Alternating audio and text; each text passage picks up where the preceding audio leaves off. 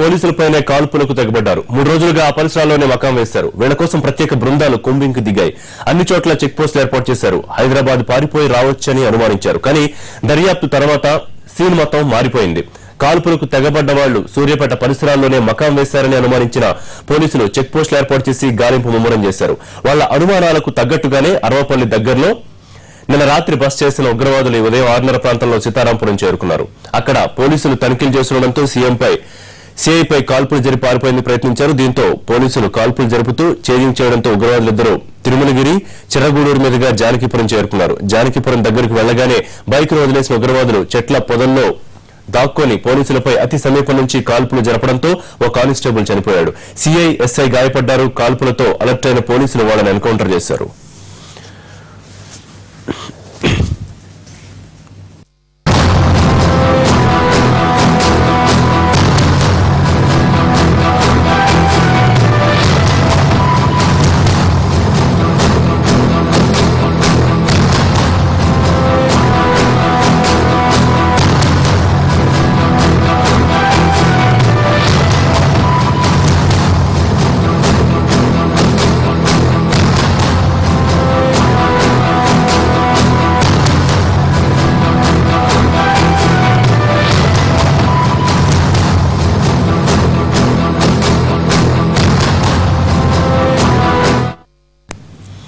చిర్రగూడూరు జానకిపురం మధ్య అసలు ఏం జరిగింది? మట్టి కొట్టుకుపోయే రోడ్లపై చేజింగ్ సీన్ ఎలా సాధ్యమైంది? ఇలాంటి వివరాలు ఘటనా స్థలం నుంచి మా కరెస్పాండెంట్ సమయం అందిస్తారు. సమయం అవుట్ టు యు.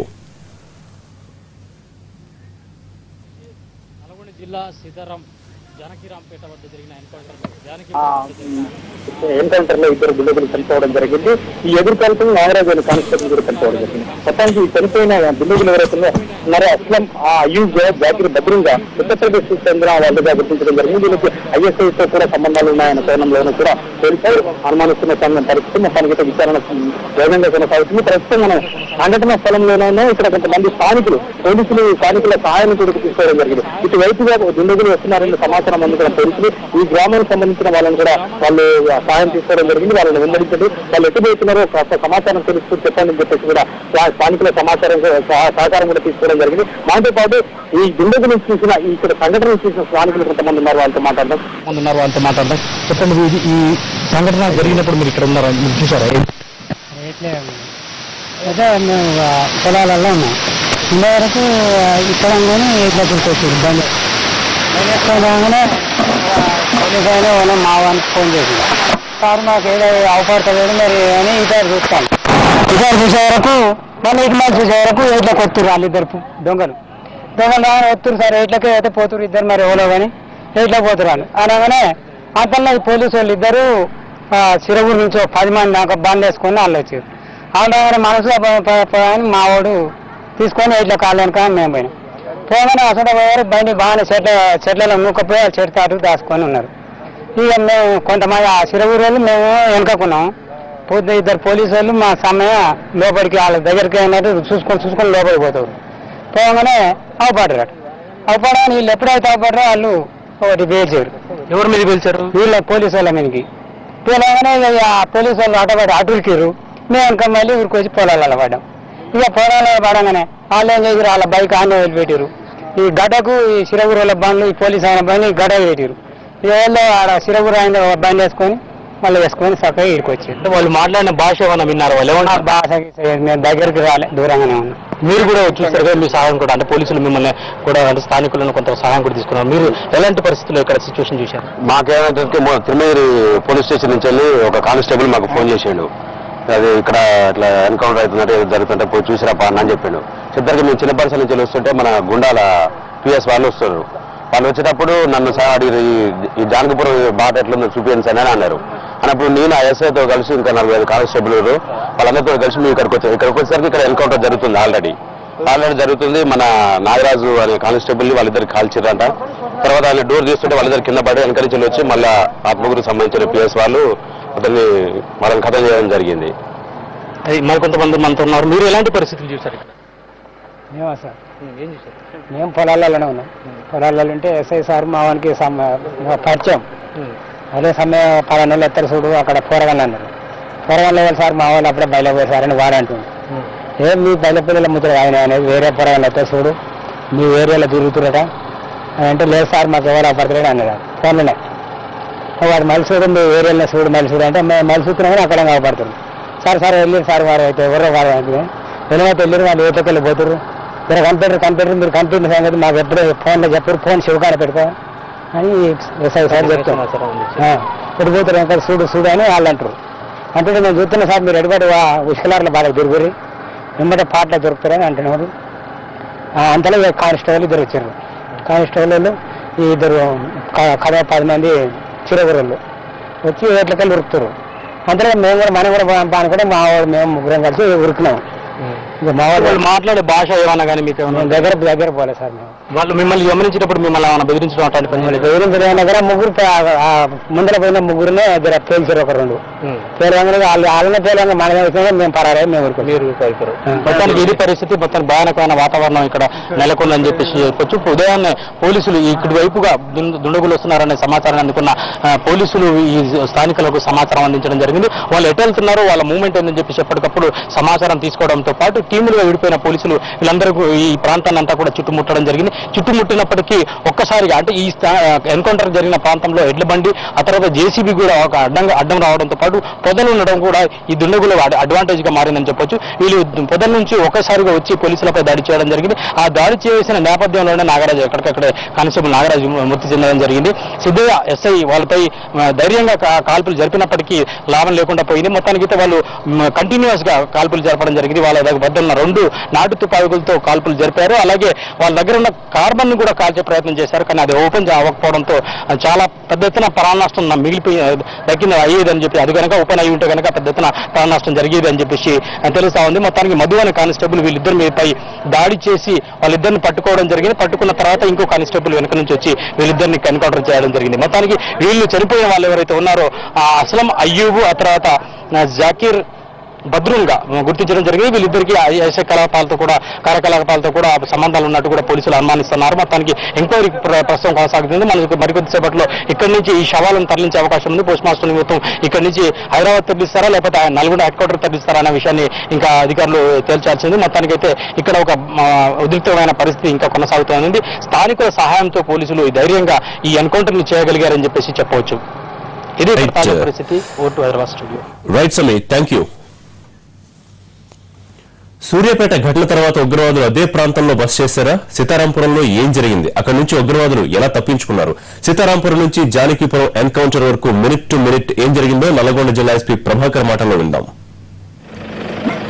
3 రోజుల పాటు సంచలనం సృష్టించిన కాల్పుల ఘటనకు తెరపడింది ఎటకేలకు దుండగులు పోలీసులకు చిక్కి హతమయ్యారు ఈ నేపథ్యంలో జిల్లా ఎస్పీ ప్రభాకర్ రావుతో మాట్లాడారు ఈ సంఘటనకు సంబంధించి 3 రోజుల పాటు ఆందోళన మొన్న ఫస్ట్ రోజు రాత్రి 12:30కి సూర్యాపేట బస్ స్టేషన్లో జరిగిన దారుణమైన దాచడానికి తప్పనిసరిగా ఆ జిల్లాలను పట్టుకోవడానికి ఒక జిల్లా సంకల్పంతో జిల్లాలో ప్రతి పోలీసు అధికారి సిబ్బంది ప్రతిజ్ఞ చేయడం జరిగింది ఆ ప్రాసెస్లో ఉదయం 4 గంటల ప్రాంతంలో అరవకుల్లో సీతారాంపురం దగ్గర ఇద్దరు ఆల్మోస్ట్ వరే దుండగులుగా కనపడుతున్నందుకు నాకు సమాచారం ద్వారా ఆ టీఎంపీ సిఐ గారు అక్కడ ఉన్న సిబ్బందితో వారిని లొకేట్ చేసి చోటు చేయాలని చెప్పి వెళ్తున్న ప్రాసెస్లో వాళ్ళని వల్ల వాళ్ళు ట్రాక్ చేసి పారిపోవడం జరిగింది అక్కడ ఉండే సివిలియన్ మోటార్ సైకిల్ తీసుకొని ట్రాక్ చేసి పారిపోయారు అంటే సూర్యాపేట సంఘటన తర్వాత 3 రోజుల పాటు ఇక్కడే కొనసాగించారా 3 రోజులు ఇక్కడే కాకుండా జిల్లా దాటి పరిస్థితిలోని నాకు జిల్లా నమ్మకం ఎందుకంటే వాళ్ళు క్యారీ చేసినవి షార్ట్ పిస్టల్స్ కంటిన్యూ పిస్టల్స్ వాళ్ళ సింగిల్ చేసిన స్ట్రాటజీస్ మా ప్రాంతాన్ని కూడా వాళ్ళు ఇంటర్వ్యూ కాబట్టి అది వాళ్ళు ఎగ్జిక్యూటివ్ తీసుకొని ధైర్యంగా పబ్లిక్ ట్రాన్స్పోర్ట్ కానీ ట్రాన్స్పోర్ట్ దూరం వ్యవస్థ అది సంభవం కాదని చెప్పి భావించి ఈ గాలింపులు కంటిన్యూ చేయడం జరిగింది దానికి మా డీజీ గారు మా అడిషనల్ ల్యాండ్ గారు మా ఐజీ డీజీ అందరూ కూడా మా సూర్యాపేట కాల్పులు జరిపింది వీలైన దాదాపు మొత్తాన్ని నిర్ధారించారు సూర్యాపేట కాల్పులు దీంతో వీలైన దానికి 100% కన్ఫర్మ్ అయింది వాళ్ళు హైదరాబాద్ నుండి ఆ రోజు రాత్రి ఏ బస్సు ట్రావెల్ చేసిన బస్సు టికెట్ వాళ్ళ పేరులో ఉంది ప్లస్ మా ప్రార్థన మొత్తం వాళ్ళు స్టార్ట్ చేశారు ఆ కార్ డ్యామ్ మొత్తం గాలి దగ్గర ఉంది, అది కూడా రికవర్ అయింది. అక్కడ రౌండ్ ఫైవ్ రౌండ్స్ అది ఎంపీ ఇస్తే అది 7.6 డాక్యుమెంట్స్ అది కాలేదు. ఇంకా ఏ మాత్రమే 100% కావాలని అంటే ఇద్దరి దగ్గర 2 తుపాకులు ఉన్నాయి. ఇందులో కూడా రాత్రి సివిలియన్స్ కావాల్సి చెప్పినట్టుగా గోదావరి అతను వాళ్ళ ఫ్యామిలీ చూసిగా ఇద్దరు దగ్గర 2 వెపన్స్ ఉన్నారు. సో వాళ్ళు తెల్లగా మెడిసిన్ ఉంచుతారు గాయాలు. ఈ విషయం కూడా సిమిలర్ అఫెన్స్తో ఉన్నాయి. కాబట్టి కొంత బాగా పొడిగా చెప్పారు విషయం చెప్పలేదు. బట్ నాకు ఈ కంట్రీ మీద ప్రపంచాలు అనుకుని ఆ ప్రశ్న ఇద్దరు దగ్గర 8 చెప్పి నిజం ఉంది. అంటే వీళ్ళు ఏ ప్రాంతానికి చెందిన వాళ్ళు వీళ్ళ పేర్లు కూడా బయటకు ఇంకా రాలేదు. నేను సస్పెక్ట్ చేస్తున్నాను. నాకు కావచ్చు యూపీ బీహార్ కావచ్చు లేదా ఉడికా దాటం కావచ్చు. ఇంతకుముందు పాతంలో గతంలో ఎలాంటి నిరాలు చేసినటువంటి జిల్లాలో వాళ్ళ వివరాలు నిన్న కొంత తక్కువ సేకరించడం జరిగింది. ఓటర్ ఐడి కార్డు ఒడిశా వాళ్ళ అలెక్షన్ దానికి అక్కడ కూడా కన్సర్న్ అక్కడ వస్తూ ఇంట్లో వాటి మాట్లాడుతూ వాళ్ళని సంవత్సరం సేకరించింది. కానీ వీళ్ళు ఎక్కడూ దాని అనేది ఇంకా కన్సర్న్ కావాలంటే ఈ ఇంకొక వాళ్ళు కూడా గుర్తింపు అవుతాయి. అయినట్టు కొంత వాళ్ళ జేబుల్లో కానీ ఏమైనా దొరికాయి. జేబుల్లో పరిచయం చేసి అక్కడెక్కడ ఆయన వాళ్ళు అధికారులు ఉంటారు. ఈ చెల్లిస్తున్నాను ఈ ఫోటోలు టోటల్లో మీడియా అంతా పబ్లిష్ అవుతుంది. దాంతో డెఫినెట్గా ఇలాంటి వస్తాయి. కరీం నగర్ కాల్పులకు వీళ్ళకి సంబంధాలు ఉండే ఉండవచ్చు. అది ఇప్పుడు చెప్పడగా వీళ్ళు చేసినట్టుగా అనుభవించలేదు. అది వేరే గ్రామీణ అనిపిస్తుంది. బట్ ఇంకా అన్లెస్ మనం టెక్నికల్గా ఎగ్జామ్ చేయాలి. అక్కడ ఫైల్ ప్రాక్టీస్ చేసి ఇక్కడ ఈ ఫీల్డ్ కోసం సైంటిస్ట్ ఎగ్జామ్ ఇచ్చిందని చెప్పింది. సరే ఇంకొకటి సూర్యాపేట కాల్పులకు ముందు ఏం జరిగింది సమాచారంగా వస్తారని బస్సులో వస్తున్నారని సమాచారం. మాకు సూర్యాపేట హైవేలో బస్ స్టేషన్లో RTC bus late night long సీన్ బస్సెస్లో ప్యాసింజర్స్ని జిల్లాలో ఖర్చుగా వాళ్ళ దారి నుంచి స్వీకరించి బంగారాన్ని తీసుకున్నప్పటికీ మేము ఇలాంటి ఒక గ్యాంగ్ నిర్ధారించి ఆ గ్యాంగ్ 28 ఫిబ్రవరి ఈ 2017 మళ్ళీ ఇంకో ఇవన్నీ మార్చి ఫస్ట్లో యాడ్ జరిగింది. తర్వాత నాకు ఇందులో ఇన్ఫర్మేషన్గా వాళ్ళు మళ్ళీ 28 నుంచి ఈ హైవే తీసుకున్నట్టు నాకు సమాచారం. రోజు మా ఇన్స్పెక్టర్ మీద వాళ్ళ ఐడి పార్టీ బస్ స్టేషన్లో బుకాయి పార్టీలు ఒక కంపెనీలు కొన్ని ఆ ప్రాసెస్ ఉంది. అంటే కొంత నిర్లక్ష్యంగా వ్యవహరించడం వల్లనే ఇద్దరిని చూసారు ఏదైనా వచ్చు. అంటే ఒక ఆర్డెన్స్ హక్కు జరిపేటువంటి సమయంలో ఆ ప్రాంతాన్ని పూర్తిగా తమ ఆధీనంలో తీసుకోవాలి. బస్టాండ్ సమయంలో ఎగ్జిస్టింగ్ ఎంట్రీని పూర్తిగా క్లోజ్ చేయాలనే నిబంధన కూడా ఉంది. ఇంకా విషయం అర్థమైపోయి ఇట్లా కార్డన్ సర్చ్ ఆపరేషన్ అది తిరుపతి బస్సు చేసింది. బొకాయి పార్టీ ఇట్లా అఫెండర్స్ తీసుకున్నానికి తెలిసి సమాచారం నుంచి ఐడి పార్టీ నక్కువలో వాళ్ళు ఎక్స్పెల్ కాకుండా కార్డు ప్రాసెస్లో తీసుకుని వాళ్ళు అన్నిటి గుర్తించి వాళ్ళని తీసుకొచ్చే ప్రాసెస్లో అది జరిగింది. కార్డన్ సర్చ్ ఆఫీస్లో వేరే ఉంటుంది.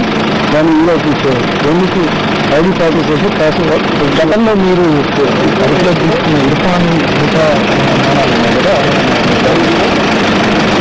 అంతా ఇన్వెస్టిగేట్ చేస్తున్నాను. ఈ వివరాలను కాదు తర్వాత చూసి కొంచెం త్వరగా చెప్పండి. చాలా చివరిగా లాస్ట్లో మొత్తానికి 3 రోజుల పాటు తెలంగాణ పోలీసులను ముక్కుతుప్పలు పెట్టినటువంటి ఆ దుండగులు హతమయ్యారు. అయితే మరోవైపు కానిస్టేబుల్ వైపు కానిస్టేబుల్ కూడా చనిపోయారు. మరో 2 ఇన్స్పెక్టర్ అలాగే ఎస్ఐ కూడా తీవ్రంగా గాయపడ్డారు. ఆసుపత్రిలో చికిత్స పొందుతున్నారు. చూడాలి మరి ఈ సంఘటనకు సంబంధించి ఇప్పుడే డీజీపీ అనురాగ్ శర్మ కూడా ఈ ప్రాంతాన్ని పరిశీలించి వెళ్లారు. పోలీసులు వ్యవహరించిన తీరును ఆయన అభినందించారు. మరి సరూర్ నగర్ కాల్పులకు సంబంధించి ఇంకా తేలాల్సి ఉంది. మరి దీనికి లింక్ ఉందా లేదా అనేటువంటి విషయంలో ఇంకా స్పష్టత రాలేదు. వీరికి తీవ్రవాద సంస్థలతో సంబంధాలు ఉన్నాయనేటువంటి కోణంలో కూడా దర్యాప్తు జరుగుతుంది. మరి దానికి సంబంధించి ఇంకా ఏమేమి వివరాలు బయటకు వస్తాయన్నది చూడాల్సింది. కెమెరామెన్ మురళితో అరవింద్ శర్మ, ఎన్టీవీ, మోత్పూర్. బ్రిటన్లో షార్ట్ బ్రేక్ తీసుకుందాం.